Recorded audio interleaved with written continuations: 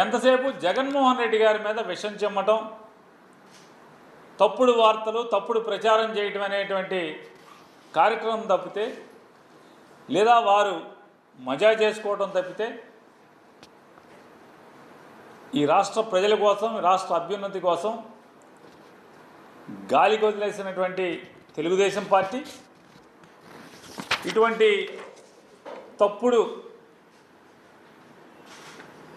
వార్తల్ని సోషల్ మీడియాలో డిజైన్ చేసి వదలటం, వాళ్ళ జీతగాళ్లతోనే దాన్ని సర్క్యులేట్ చేయించటం, అలాగే వాళ్ళ జీతగాళ్లతో రకరకాలుగా మళ్ళీ కొత్త కొత్త పోస్టులు పెట్టించడం.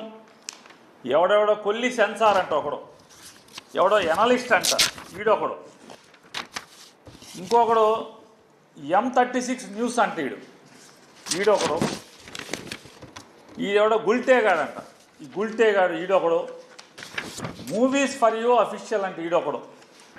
ఇట్లాంటి తప్పుడు వ్యక్తులతో తప్పుడు వార్తల్ని ప్రచారం చేయిస్తూ జగన్మోహన్ రెడ్డి గారి మీద విషం చిమ్మే కార్యక్రమం. ఏంటి అంటే జగన్మోహన్ రెడ్డి గారు ఆఫీసులో 5 ఏళ్లలో 3,62,56,700 రూపాయలు ఎగ్ బఫుల్ తినేశారు, ఎగ్ బఫుల్తో బిల్లు అని ఎక్కడ ఎవడో కింద ఏం పెట్టడం, ఈడెవడో కూడా కొన్ని పెట్టాలి కదా.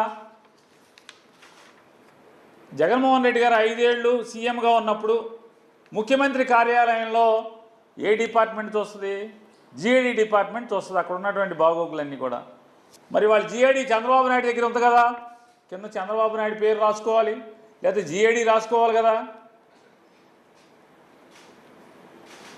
3,62,00,000 రూపాయలతో అని ఈడెవడో పెడతాడు.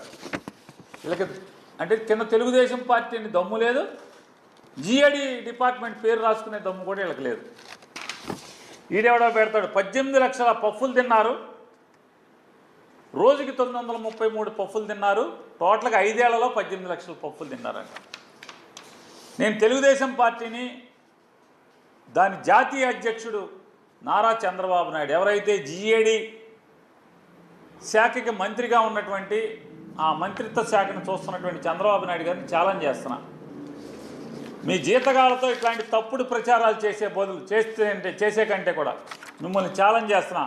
ఆ శాఖ మంత్రి కూడా మీరే కాబట్టి, ఎస్ మీ దగ్గర ఇదే నిజమైతే రండి బయట పెట్టండి. మీ పొద్దులు మీ దగ్గర ఉంటాయి కదా. 3 కోట్ల రూపాయలతో పఫ్ఫులు తిన్నారని చెప్పని జగన్మోహన్ రెడ్డి గారి సీఎం పేషీలో 5 ఏళ్లలో 3 కోట్ల రూపాయలు పఫ్ఫులు తిన్నారని మీరు బయట పెట్టండి. ఎగ్ పఫ్ఫులు తిన్నారు. మీలో నిజాయితీ ఉంటే